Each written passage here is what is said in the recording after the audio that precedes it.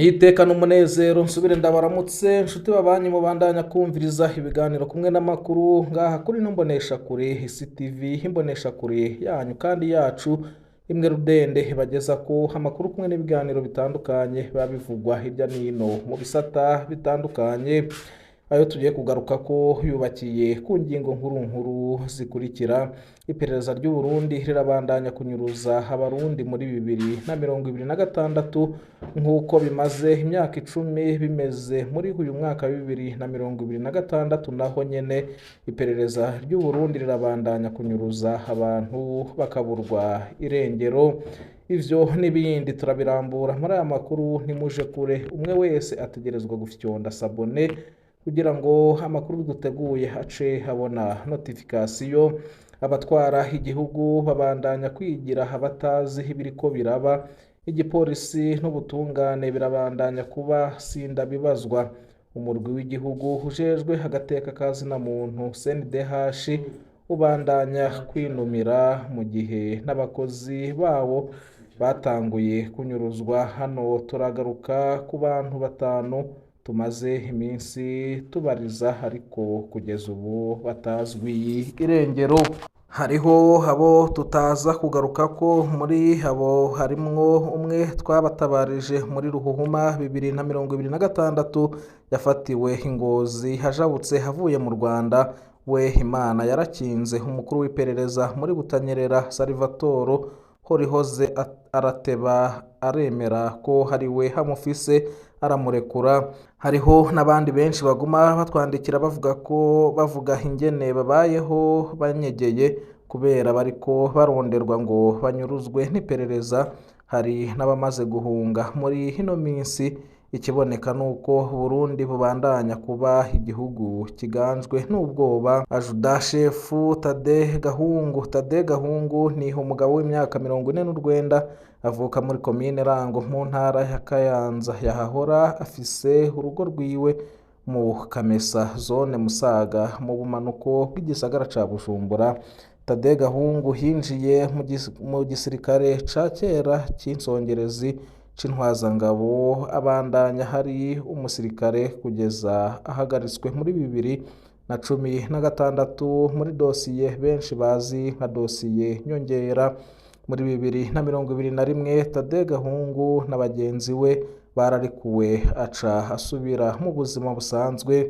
Ubu yari umushoferi muri sosiyete yo kurarira yitwa Garden Ward Security.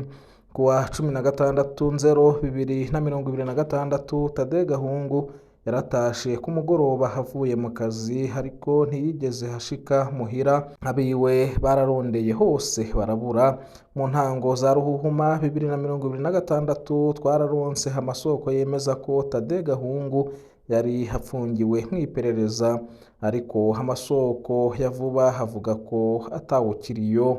Tade Gahungu yajanywe hehe? Aho twokwibutsa ko hari abandi bo muri dosiye nyongera bagize ibibazo muri 2025. Pascal Nshimirimana batazira Karido yaranyurujwe n'iperereza kuwa 3 Nyakanga 2025. Kugeza ubu nta gakuru. Ajuda Jean Dodier Nduwamungu yaranyurujwe n'iperereza Igitega kuwa 20 Ruhuhuma 2025. Imana irakinga harasubira haraboneka haca hajanwa mu ibohero ibubanza. Biraboneka ko bano basirikare babangamiwe naho bitwa ko bagiriwe ikigongwe muri 2021. Gabriel Ndikumana ni umugabo w'imyaka 38 avuka hitwa Nyabisindu muri komine Cankuzo mu ntara ya Buhumuza. Asanzwe hari umushoferi w'ishirahamwe wa Division. Kw'igenekerezo rya 22 Ruhuhuma 2026 isaha 12:20 z'umugoroba, Gabriel Ndikumana yasohotse ihoteri yo muri Nyakabiga yakunda gushikiramwo imodoka y'akazi. Yayisize mu rupangu rw'ihoteri. Kuva ubwo ntarigera asubira kuboneka. Shadia Mukaremera ni umukenyezi w'imyaka 47 avuka muri komine Gashoho intara ya Muyinga yahora asanzwe haba mu Nyakabiga mu gisagara ca Bujumbura. Ni umukozi w'umurwi w'igihugu ujejwe agateka kazina muntu CNDH.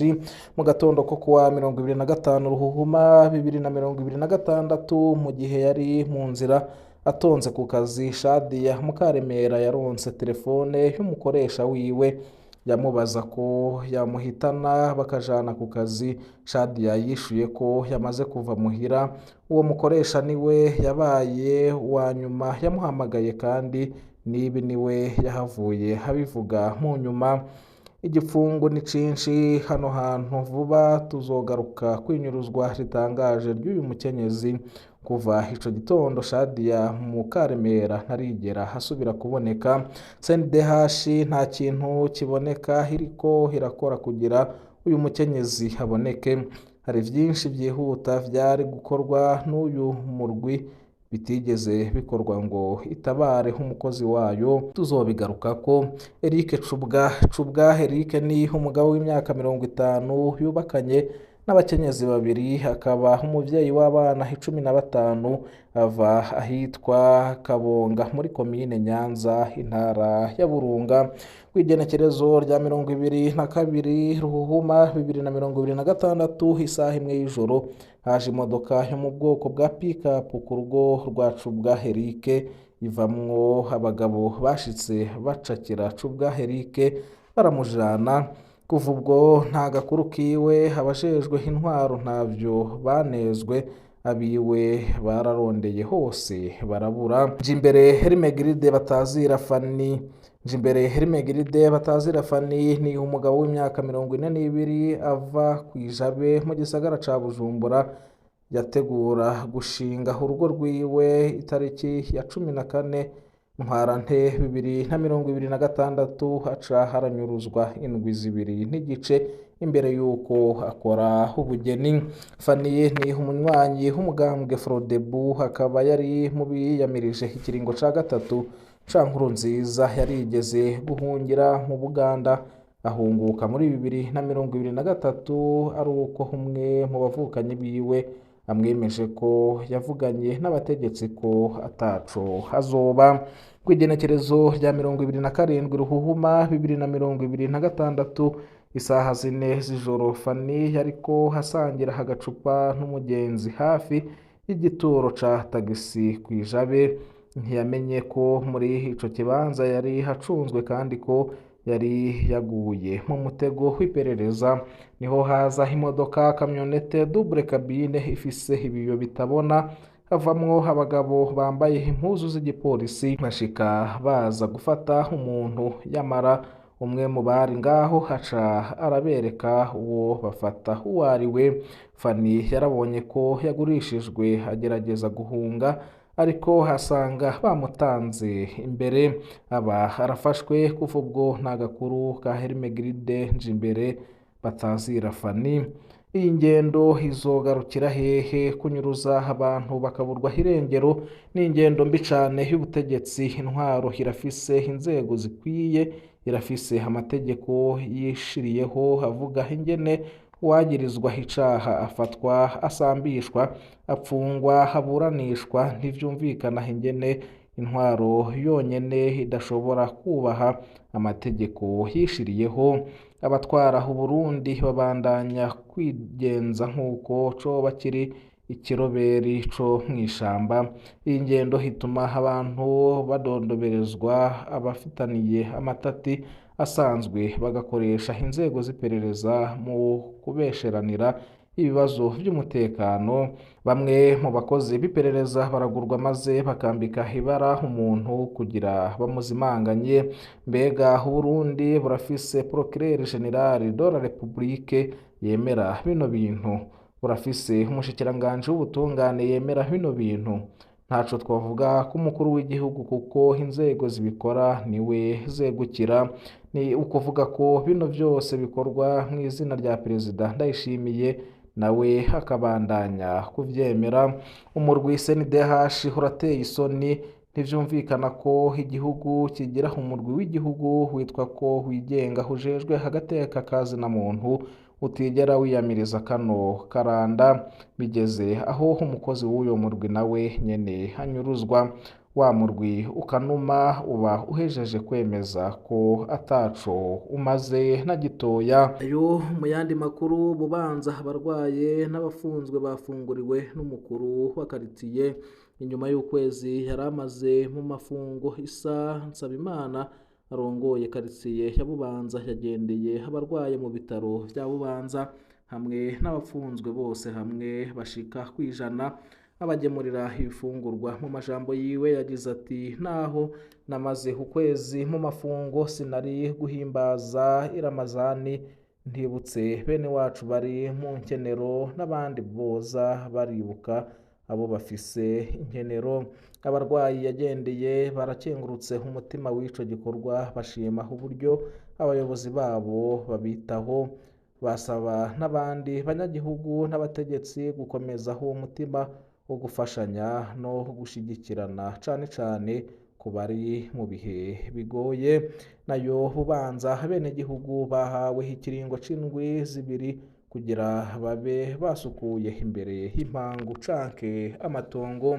Mw'ikete Berikimasi Niyimbona arongoye zone Bubanza komine Bubanza intara ya Bujumbura yandikiye abo barongoye aragabisha abica amatwi ntibasukure ku mabarabara gushika aho na pave zirengerwa n'ivyatsi, abasaba ko boshira mu ngiro ingingo yo kugira isuku ku mabarabara. Yongera amenyesha ko hagiye gufatwa ingingo ku batazobishira mu ngiro, basabwa gukura ivyatsi imbere y'impangu canke amatongo yabo, bashire pave ko bo bishobora kugira hagume hasa neza no gusukura utuzu twa surwumwe. Yagize ati: muhawe ikiringo c'indwi zibiri gusa. Inyuma y'ici kiganiro ibihano birategekanijwe. Ni mu gihe biboneka ko mu makaritiye hamwamwe izo pave zica ahari inyubakwa za leta nk'amashure, inyubakwa rusangi n'ahandi hadakorerwa bikwiye. Hari n'ahamaze igihe amazi ya Regideso yaratobotse hatarakorwa haguma haguka. Ndabashimiye nshuti y'abanyi twabanye muri aya makuru yaragezwe ko amakuru yacu nagasaga. Ndabipfuriza kubandanya muranirwa n'ivyo muriko murarangura vyose. Imana hezagire umwe wese kutwumviriza hari ngaha mu gihugu c'u Burundi, abatwumviriza bari mu bihugu bibanye n'u Burundi, abatwumviriza bari mu makungu ya kure ku yindi migabane itandukanye. Mwese Imana ibahezagire.